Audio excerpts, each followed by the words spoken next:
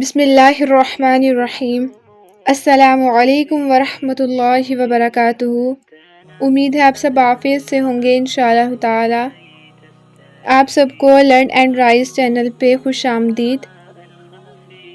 اگر آپ لوگوں کو میرا ناول، میری آواز، انداز پسند آئے تو میرے چینل کو لازمی سبسکرائب اور لائک بھی ضرور کریں، اور اگر کوئی کمی بیشی ہو تو اس کا بھی لازمی کمنٹس میں اظہار کریں۔ اگر اچھا ہے تو وہ بھی بتائیں، اگر برا ہے، کوئی کمی بیشی ہے تو اس کا بھی بتائیں۔ آج انشاءاللہ تعالی ہم ناول کے سیکنڈ ایپیسوڈ کو سٹارٹ کریں گے۔ ناول کا نام ہے نور دل، چہرے سے آگے کی پہچان۔ رائٹر ہے متعلمہ بنت آصف۔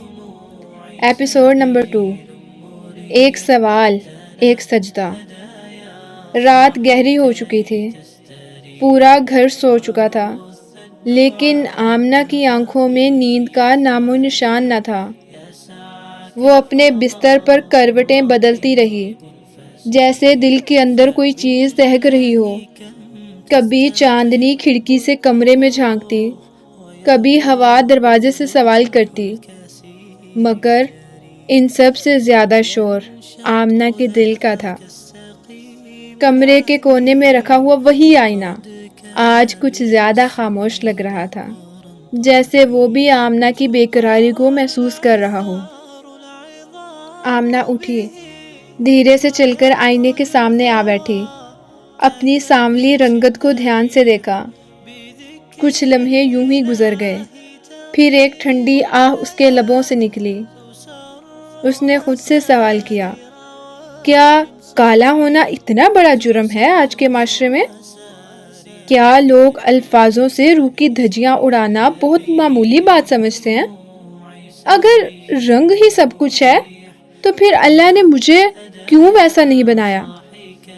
آخر میں بھی تو اس کی پیدا کی ہوئی ہوں، تو پھر میرے حصے میں یہ احساس کمتری کیوں؟ آمنہ کی آواز کانپ رہی تھی، جیسے برسوں سے دل میں دبے سوال آج زبان پر آئے ہوں۔ اس کی آنکھیں بھیگ چکی تھے، پوری زندگی کی تکلیف ان لمحوں میں سمٹ آئی تھی۔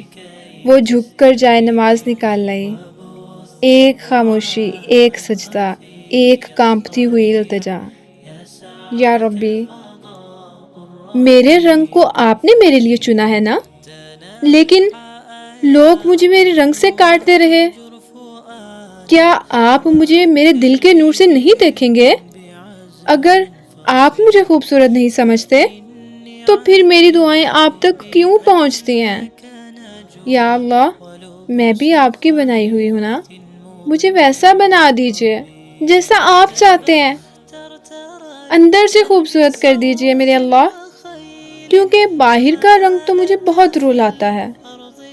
کمرے میں سناٹا تھا، مگر آمنہ کے دل میں ایک ہلکا سا سکون اترنے لگا۔ تبھی قریب کے کمرے سے ایک آواز آئی، مدھم، شیریں، گہرائی سے لبریز آواز۔ زینت آپی قرآن پاک کی تلاوت کر رہی تھی۔ اللہ تعالیٰ فرماتے ہیں، وَلَقَدْ كَرَّمْنَا بَنِي آدم، اور بے شک ہم نے بنی آدم کو عزت بخشی۔ یہ زینت آپی کی تلاوت تھی اور ساتھ ساتھ ترجمہ بھی پڑھ رہی تھی۔ ہر لفظ جیسے آمنہ کے زخموں پر مرہم رکھ رہا ہو، جیسے قرآن خود کہہ رہا ہو، تم کمتر نہیں ہو، تم اللہ کے عزت والے بندوں میں سے ہو۔ آمنہ سجدے سے سر اٹھا کر بیٹھ گئی۔ اس کے آنسو اب صرف درد کے نہیں، ایک نئی روشنی کے تھے، ایک نئے جنون کے، کچھ اور کرنے کے۔ اسی لمحے آمنہ نے آئینے کی طرف دیکھا۔ پہلی بار وہ چہرہ اسے ویسا برا نہیں لگا، نہ خوبصورت لگا، نہ بدصورت لگا، بس سچا لگا۔ ایک خاموش وعدہ اس کے دل نے کیا، میں اس رنگ کو اپنی پہچان نہیں بننے دوں گی، میں وہ بنوں گی جو رب کو پسند ہو، کیونکہ وہی اصل خوبصورتی ہے جو کبھی نہیں مٹتی۔ سیکنڈ ناول بھی کمپلیٹ ہو گیا، ایپیسوڈ سوری۔ اور اب جو ہے اس میں یہ بتایا گیا ہے کہ دیکھیں جی، بہت ساری سٹیجز ہماری بہنوں پہ ایسی آتی ہیں کہ لگتا ہے کہ بس اب سارا کچھ ختم ہے. کبھی کبھی ہمیں اپنے ہائٹ کو لے کے باتیں سننی پڑتی ہیں, کبھی سامنے رنگ کی وجہ سے, کبھی وہ کسی کے نین نقش اچھے نہیں ہوتے, یعنی دنیا کسی کو بھی نہیں چھوڑتی. تو اللہ تعالیٰ نے کہا ہے کہ اللہ تعالیٰ صرف ہماری نیتوں کو, ہمارے اعمال کو دیکھتا ہے. اگر آپ کے اعمال اچھے ہیں, آپ کے دل میں ایمان ہے, آپ کے دل میں اللہ کے لیے محبت ہے, تو آپ دنیا کے سب سے خوبصورت ترین انسان ہیں. اگر ایسا ہوتا کہ رنگوں کی وجہ سے دوسروں کو جج کیا جا سکتا یا کہتے کہ نہیں وہ اچھا نہیں ہے, تو پھر اسی طرح تو بلال حبشی کو کوئی اللہ تعالیٰ کی طرف سے عہدہ نہ ملتا, ان کو جنت کی بشارتیں نہ ملتی.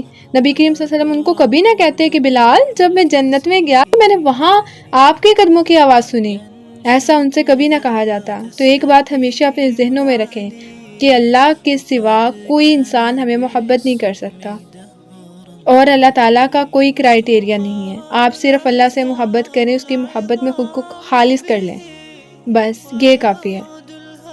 باقی دنیا کی چیزیں آتی جاتی رہتی ہیں, مسائل ہوتے رہتے ہیں.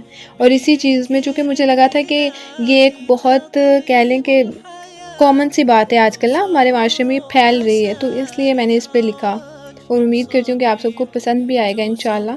بہت محنت کی ہے, آپ سب لوگ اس کو سنا کریں, اس کو آگے بھی شیئر کیا کریں. اللہ تعالی ہم سب کا حامی و ناصر ہو, اور اگر کوئی کمی کوتاہی ہے تو وہ میری طرف سے ہے, اور جو بھی اس میں خیر کی باتیں ہیں, جو بھی خیر پھیلی ہے وہ اللہ تعالیٰ کی طرف سے.